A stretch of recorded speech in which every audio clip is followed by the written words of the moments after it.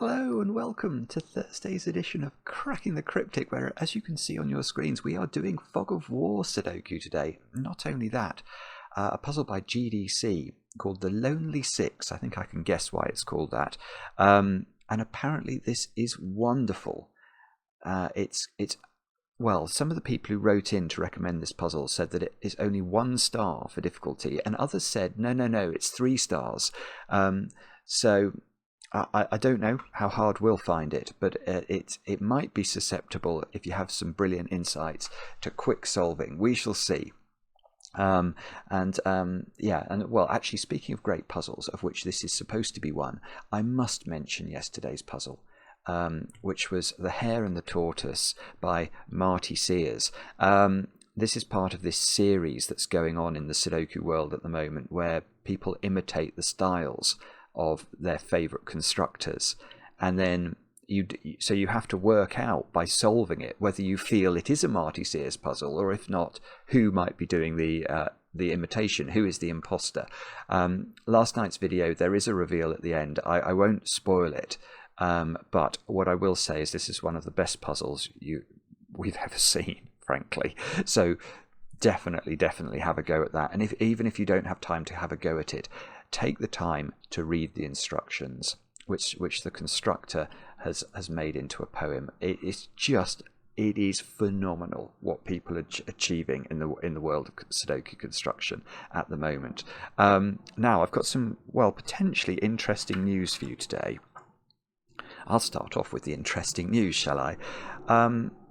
Mark and I have been asked to appear at literary festivals this year, and in terms of our diaries, we have been able to commit to going to the Stratford Literary Festival. So we are appearing on the 27th of October at 10 a.m. And look, you can go here. I'll put a link to this in case any of you would like to come. We are going to do a live edition of Cracking the Cryptic at the Stratford Literary Festival. And there'll be a chance for a Q&A at the end, and maybe a chance to meet some of you in real life, which we get, which only happens to us serendipitously and really very rarely. So if any of you might be interested, there's a link. I don't know how big the venue is. I haven't been told, but if you do happen to go, when are we? We're on the 27th. There are probably other people you can go and see that day as well. Hugo Rifkin there. Vanessa Feltz. Undermilk Wood. Well, that would be worth seeing. One of my very, very favourite pieces of literature, full stop, but obviously things to listen to as well. I think I did do the famous Richard Burton introduction in one of the audio recordings we made specially for the book. So anyway, I'm digressing. So Mark and I, we're going to be there. We're going to do a live edition of Cracking the Cryptic, 27th of October at 10 a.m. There will be a link if you are interested under the video. There we go. I hope that's interesting. In other news, we are also going to be streaming this Sunday. We are going to be trying this game that I have to say I'm very excited about playing. It's called Thank Goodness You're Here, and it's like a comedy game or something set in Yorkshire.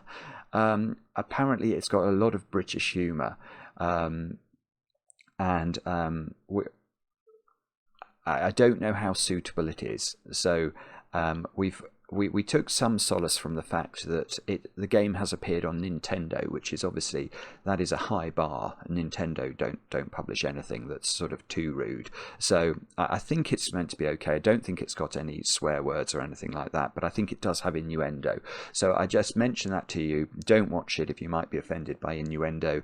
But Mark and I are going to be playing that 10 o'clock UK time on Sunday night, and we'd love to have your company if you're free. Other than that, over on Patreon, we've got a competition still running. It's got about another week to run. So it's a Sudoku hunt themed on Hollywood sandwiches. Lots of sandwich Sudokus. The feedback's actually been wonderful. We were a bit worried because the first puzzle in the pack is difficult. If you get stuck on it, go over to the Discord server and go to the Patreon chat channel. there is a hint that people have found helpful. But other than that, people have been managing to get through all the puzzles and really enjoying them. So do check it out if you haven't had a chance to look at it already. And then I've got a few birthdays and other announcements to make. I'll start off by congratulating Parinat on completing her first Sudoku. And these well wishes come from your husband John and your daughter Clara. And I gather that this first Sudoku was on the toilet paper. You know, the Sudoku toilet paper you could get that John bought you as a first wedding anniversary present. John, that's extremely kind of you. Actually, is it paper? Is paper the first official? It might be paper. It might be wood. I can't remember. Well done, John, and well done, Parinat, as well. Next, Marnix, you've turned 19 today, and I know this because your friend Christian wrote to us and told us that you've watched every day for the last 3 years. Well, Marnix, thank you so much for doing that. I hope you have a brilliant day today with, of course, chocolate cake. Next, Nick. Nick, I have a message for you from Mint, which is happy 4-year anniversary, bees. I don't know what that means, but Nick, I'm sure it will mean something to you. And a 4-year anniversary, that sounds like a good excuse for cake to me. Maverick has taken off, so we're about to get buzzed by a low-flying aeroplane. I can't do anything about it. I apologise if there is aircraft noise in the background, which it sounds like there might be. Next, Pablo. It's your birthday today over there in Spain. I know this because your girlfriend Alba wrote to us and said that you were one of our biggest fans. Well, Pablo, thank you for watching, and I hope you have a great birthday today, with cake, obviously. Next, Roxanne. Your husband John wrote to us. I think you're over in Indianapolis, and the two of you both watch, but apparently Roxanne has also started to do the cryptic crosswords. Well, there should be a cryptic crossword video tomorrow. Tomorrow morning I will attempt the cryptic crossword. Video normally goes live just after lunch, so look out for that. Happy birthday, Roxanne. And then finally, Sal. Sal, it's your birthday today, and I know this because your boyfriend Eli wrote to us and told us that you watch every day as well, Sal. So thank you very much for watching. I hope you have a great day today with chocolate cake. Now, let's do some Sudoku solving. Long introduction today. I hope you forgive me. The Lonely Six by GDC. GDC, I'm sure, is one of the people who has either been an imposter or had puzzles imitated or something in Skojo's series. So, if anybody has puzzles from that series that they think deserve attention, please write in. We're getting lots of recommendations, and working out which ones we should do is tricky. Anyway, these are the rules of this puzzle. Irregular 6x6 Sudoku rules apply, so we have to place the digits 1 to 6 once each in every row, column and region. So those digits there have to contain the digits 1 to 6 once each. So do these, and obviously each row and each column has that rule as well. The grid is mostly covered in fog. Placing correct digits reveals the clues in the surrounding 3x3 area. So if you get this digit, it will clear the fog from all those squares. Now, the temptation that some people do indulge in with these fog of war puzzles is that they guess, and they reveal the whole puzzle and they think the puzzle is too easy, therefore.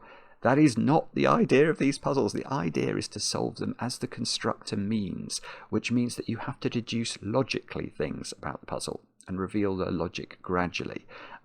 So the whole puzzle gets revealed in stages, and it is really, really cool. No matter how uncool I am, it is still cool. Next, digits along an arrow. Now, we can't see any arrows. Digits along an arrow sum to the digit in that arrow's circle. Now, I can probably mimic an arrow, so we can talk about what that might mean. So let's imagine that, let me use the pen tool. Let's put so that might be an arrow circle, and then there will be a line coming off the circle. Let's say there was a line that did that. Then you would look at the digits along the arrow line and add them up, and you would write the sum of these 3 digits into this circle. Now I'm not going to put digits in. Oh well, I'll put little digits in. If I put big digits in, it might reveal the fog, which I don't want to do. So what we could do here is go, well in fact, yeah, we're going to have to go 1, 2, 3 equals 6, something like that. 1 plus 2 plus 3 is 6, so that would be a possible arrangement of an arrow underneath the fog in the puzzle. Arrows may only move orthogonally and don't share cells with other arrows. Right, so what does that mean? Arrows only move orthogonally. Let's go back to my example. That is a diagonal movement. So if the arrow did that and that, that is not an orthogonal movement, because the way the arrow has moved from this cell to this cell is diagonally. Orthogonal means crossing a long edge, basically. So these are all orthogonal movements. And that would be a naughty movement. Don't do any naughty movements, you won't get the puzzle right. The way to play is to click the link under the video as usual, but now I get to play Let's Get Cracking. And what many people also love about Fog of War Sudokus is, well, I was going to put a digit in. You're sort of told where to start, aren't you? You have got to start with that digit. And okay, well the simple question I think has got to be, where is 6 in column 1? Because we know this region contains the digits 1 to 6 once each. So these digits are the digits 1, 2, 3, 4 and 5. And the 6 in column 1 has to be there. Ah, okay. And there's a plethora, a syzygy of circles emanating from the cells that we've revealed. Okay, well let's go back to my drawing tool. If you're wondering how to do the drawings, this is the pen tool. The way to turn it on is to click the settings cog and enable your pen tool. I always have the pen tool and the letter tool enabled, but it sort of allows you to draw things. Right, so we've got a line going there, a line going here, a line going here. We're only allowed to move orthogonally, aren't we? Right, okay, well, one thing we can say immediately is that this arrow doesn't stop there. Because if it did, and let's say this was a 3, this would also be a 3. And that won't work, because Sudoku will break that. So this arrow must go a bit further. Right, and in fact, that is the limit of how far it goes. So imagine it went any further, either in this direction or in this direction. The problem there, and we saw this in the example we just did, is that the minimum sum I could put into these 3 cells would be 1, 2 and 3, which add up to 6, and I can't write 6 here without breaking Sudoku. And the same is obviously true if the arrow goes all the way along row 1, or 3 cells along row 1. So we can sort of, I can't draw the arrow bit at the end, but that's how that has to look. Which might be relevant. So if this is at least a 3. Yeah, okay, so here is a nice thought. That is actually a nice thought, yeah. Okay, so now I want to look at this arrow and think about how it moves. Because can this arrow obviously has to extend further, or these 2 digits will be the same. Now, does it extend here? And the answer to that is no, because if it did, then let's look at this collection of digits as a game, some sort of driver. Whatever it is, NVIDIA thingy thing is trying to download a driver. I'm going to stop it. Anyway, those digits there, they all have to be different digits because they're in this region. So the minimum sum of these digits would be 1, 2, 3 and 4. And 1, 2, 3 and 4 add up to 10. And 10 is a difficult number in 6x6 Sudoku, because what are these 2 digits going to be? Well, there is a way of making 10 in a domino, but it's only with 6 and 4, because you can't double 5 a domino without breaking Sudoku, and we can't put 6 into these squares. So actually, this cannot extend there. So it must extend down, because we know it moves orthogonally. Okay, and I'm going to go further then. This is actually lovely, because now, what's this digit? I don't know what this digit is, but I do know that if we treat these, let's look at those digits as a collective now. Now, again, there must be a repeated digit, mustn't there? Because if there wasn't a repeated digit, again, these would be 1, 2, 3, 4 minimum, and these would have to include a 6. So this digit repeats in these 3 squares. So where does it repeat? And the answer is those two. Those 2 digits must be the same, because this must repeat, and it obviously can't repeat in its own column. Now, can we do anything with that? Not quite, I don't think.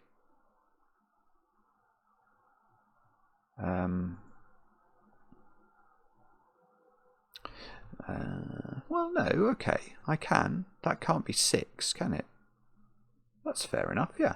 Where does purple go in column 2? I think that's a reasonable deduction. Purple can't repeat in this region, and it isn't equal to 6 from row 1, where purple sees 6, so I think that's purple. Yeah, okay, so now look, there's a region here that looks like a 4. I would quite like it if this turned out to be a 4 now. The where does purple go? I almost said where does 4 go? Where does purple go in the 4 region? Now I don't know the answer to that. I can see it's in one of these 2 squares, because by Sudoku it's not here or here. So it's in one of those 2. But that surely allows me to place it in the sort of question mark region. It's not now in these squares, it's not in those 2. So that's beautiful actually, because not only do I get it here now, but it eliminates itself from that square. So it does get placed. I've got 5, so I should be able to get 6 purples in the grid.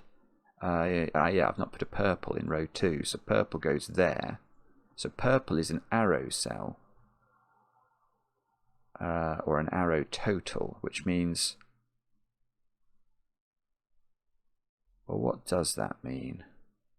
Yeah, hang on. Yes, no, that's it. That's it. We've done it. Right. That is beautiful. What a beautiful puzzle, because basically now, this digit here, we know it's the sum of at least 2 different digits, isn't it? Because this arrow needs to extend. It's either going to go there or there. So what is the value of purple? Well, let's imagine that this arrow goes down to here and stops. That would give us the absolute minimum total for this purple digit. So if these were a 1-2 pair, purple would be an absolute minimum of 3. But remember, purple is here and purple is here. And these digits together cannot add up to as much as 10. Because if they added up to 10, these 2 digits would need to include a 6. So, if we absolutely minimum this collective now, we could put 3 into these digits and 1-2 pair here, and we can just keep it below 10 by making these add up to 9 if these were a 4-5 pair. So actually, right, so what we're going to do now, because we now know that purple is 3, so I can double click all my purples, and this is going to clear, well, it's going to clear all the fog from the puzzle, I think. Oh, nearly.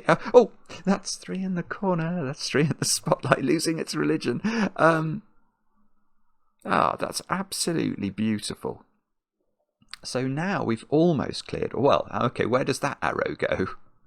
That is going to have to go into the corner, isn't it? Because it isn't a 1-cell arrow. Right, and we've got 3 on this arrow, so this is a 1-2 pair. That is a 1 or a 2 to complete this region. That's quite a big digit, because look at this funny region here. I haven't put 4, 5 and 6 into it. In fact, there's all sorts going on now. This can't be 6, because that would then be at least 7. So that's one thing we can say. I was going to say, where does this digit go in this region? And those two digits are the same digit. Oh,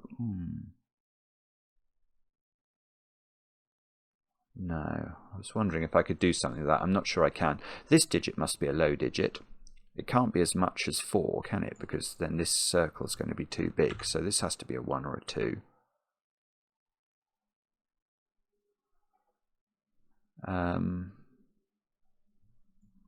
I haven't put the second 1 or 2 into this row, so it goes here.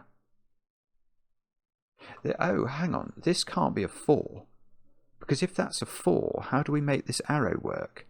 It could only be a 1-3 pair, couldn't it? And that's kiboshed. So this digit is... Right, so this digit is a big digit. Because it has to cater for the difference between 1 and 2, whatever this one is, and 5 or 6. So that is a 4 or a 5. And that means I get another... No, I don't. I get a 1 or a 2 there. Okay, I nearly got another digit. These squares are from 4, 5, 6. One of them is a 6.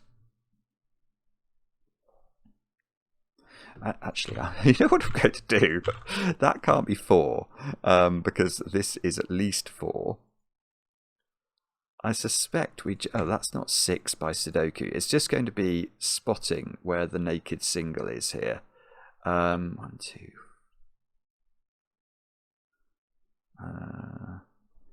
Oh, yeah, look, I've got a 4, 5, 6 triple here, so that's a 1 or a 2. I've got a 1, 2 pair here, so these are from 4, 5, 6.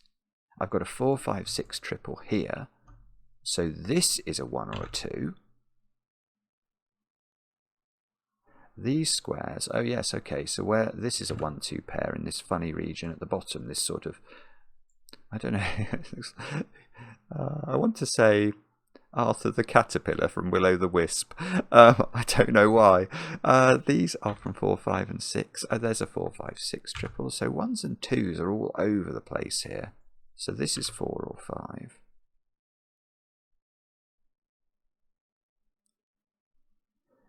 Right, okay, so what on earth do I do now?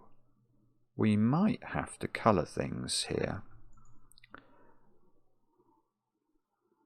Let me just mull this over for a moment. One of these is a 4. There we go. No, we might not have to now. I didn't realise I had a 6 here, which I should realise, but I never see the black digits in these puzzles because I get given digits so rarely. Oh no, that's not. I thought that 6 was in this region. I was about to write a 5 into there, but that's probably not reasonable. It's not logical anyway. 5,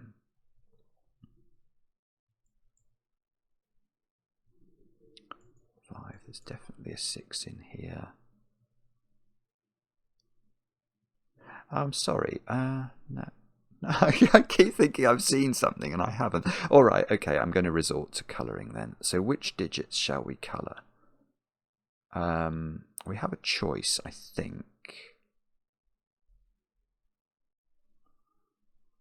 Could do 4s, 5s, we could do 1s, 2s. I think 1s, 2s might be better. Let's try 1s and 2s. So I will make, in fact, let's get rid of purple. And therefore I will use purple here. So this isn't purple, so that must be purple. So this isn't purple, so that must be purple. So that's purple. That's purple.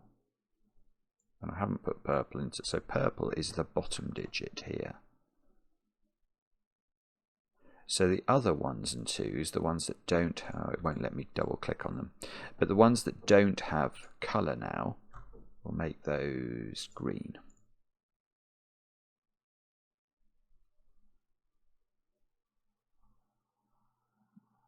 So, actually this is not that straightforward, is it? Or if it is, I'm not seeing why. I can see...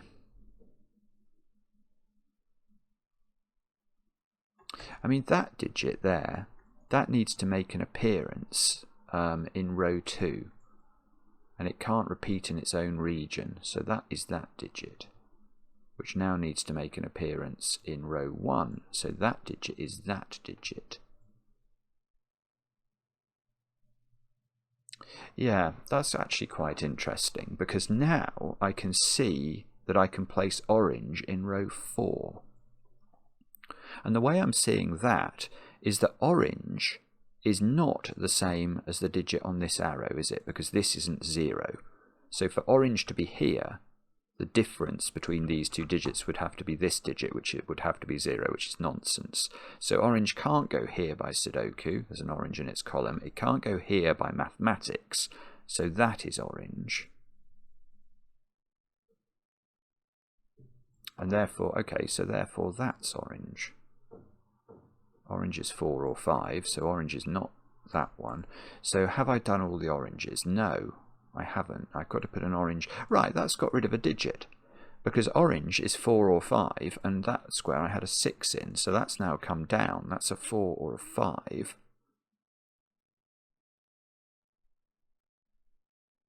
No bother. I don't know if that's doing anything or not.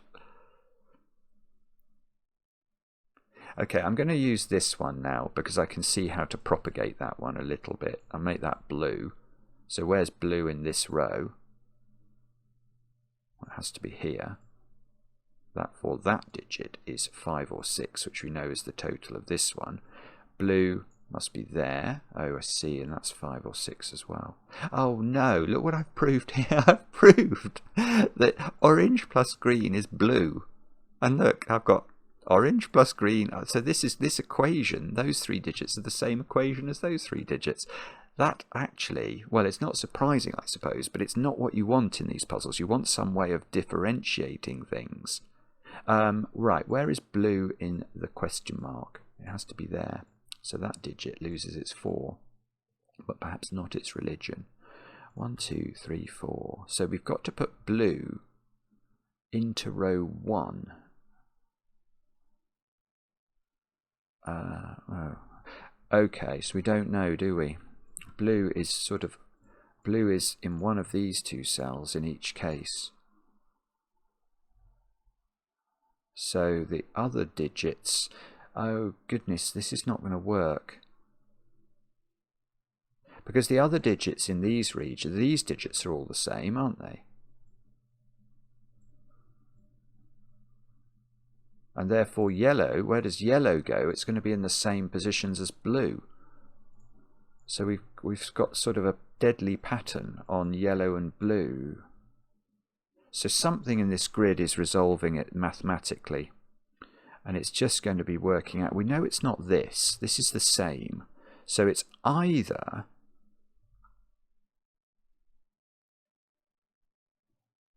Well, yeah, I can see it. There we go. Right, okay. So everything I've said is true.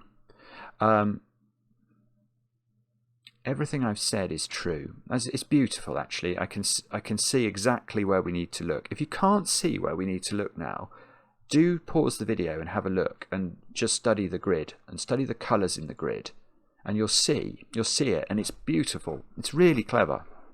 So for those of you who managed to do it, congratulations. The way we need to look, I think, is this one, isn't it? Because imagine this for a moment was blue. Well, then the equation here ought to be the same as this equation. Because we've got blue as the sum digit, one of the components of the addition is green, and that would mean this digit ought to be orange, and it most certainly isn't. So there is no way this can be blue. And therefore that digit is yellow. It's not blue. So blue is in the corner. So blue is that. So, oh, I see, blue is 6. That's really what we're learning. Blue is 6. That is definitely what we're going to do. So blue, we can just double click the blues and write 6 into all of them. Oh, that's revealed a 1. A purple 1. Okay, so I can do 1s. Therefore I can do 2s. 3 plus 2 is 5, so yellow is now 5. And by a process known as elimination, we finished the puzzle. in a moment. That was absolutely brilliant. That's absolutely brilliant. Oh my goodness, GDC.